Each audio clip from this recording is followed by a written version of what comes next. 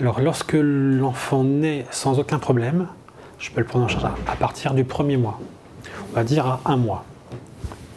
À J30, on peut faire un bilan du crâne de l'enfant, des cervicales, des épaules, des clavicules et du bassin, sachant que ce sont les zones les plus larges du corps humain qui vont être forcément comprimées lors de l'accouchement par voie naturelle.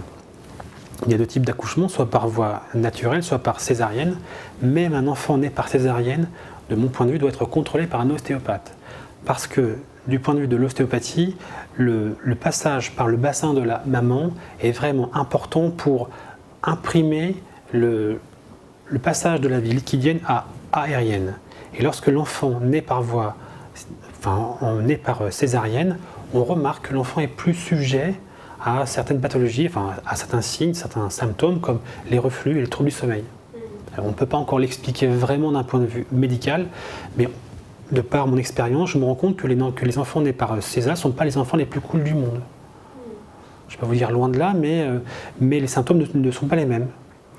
Un enfant né par voie naturelle où tout se passe bien, on peut le voir à J30. Évidemment, si l'enfant a été bloqué dans le bassin de la maman, s'il y a eu un stress durant l'accouchement, s'il y a eu les forceps, s'il y a eu une épisiotomie, si l'accouchement a été un peu plus compliqué par voie naturelle, voir l'enfant, je veux dire, dans la semaine de sa naissance. Parce que l'enfant que l'on voit tôt, on peut vite le libérer de tension, qu'il peut plus facilement déglutir, plus facilement manger, plus facilement grossir, plus facilement dormir. C'est une suite logique. Et un ostéopathe, lorsqu'il intervient, on va dire, à J30 et que l'enfant dort moins bien, mange moins bien, ne grossit pas depuis 30 jours, je ne vais pas dire que c'est 30 jours de perdu, mais c'est 30 jours de dommage, parce qu'on aurait pu intervenir plus tôt.